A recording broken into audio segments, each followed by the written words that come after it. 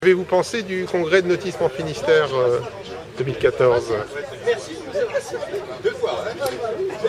Le congrès, j'en penserai quelque chose plus tard, au vu des conclusions qui sortiront dans le livre bleu 2015. Alors pas seulement à travers le congrès d'ailleurs, mais à travers tous les travaux qui ont débuté il y a déjà quelques mois et qui vont se poursuivre. Parce qu'effectivement, qu'on soit amené tous les 5, 6, 7 ans à faire un point d'étape et à essayer de voir dans quelles orientations diriger la politique du Conseil général et de Notissement Finistère en la matière, c'est en soi une méthode de travail tout à fait pertinente. Alors maintenant, ce qui sort de ces méthodes de travail pertinentes, ça dépend aussi des idées qu'on y amène.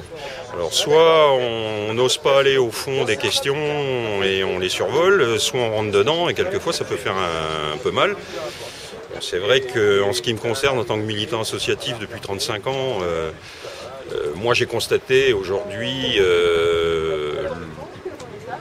l'existence déjà d'une fracture au niveau associatif, fracture qui est inhérente aussi aux aléas du temps qui passe et des modèles qui évidemment évoluent autour de vous.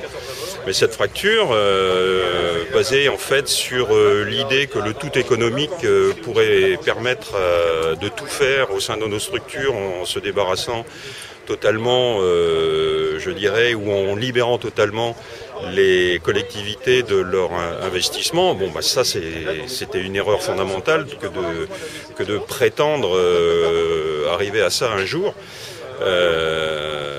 Il faut le dire, je pense que j'ai la légitimité pour le dire, dans le sens où depuis 35 ans j'ai les mains dans le cambouis et je continue à gérer une association qui arrive à s'en sortir, mais justement parce que quelque part elle n'applique pas cette logique du retrait total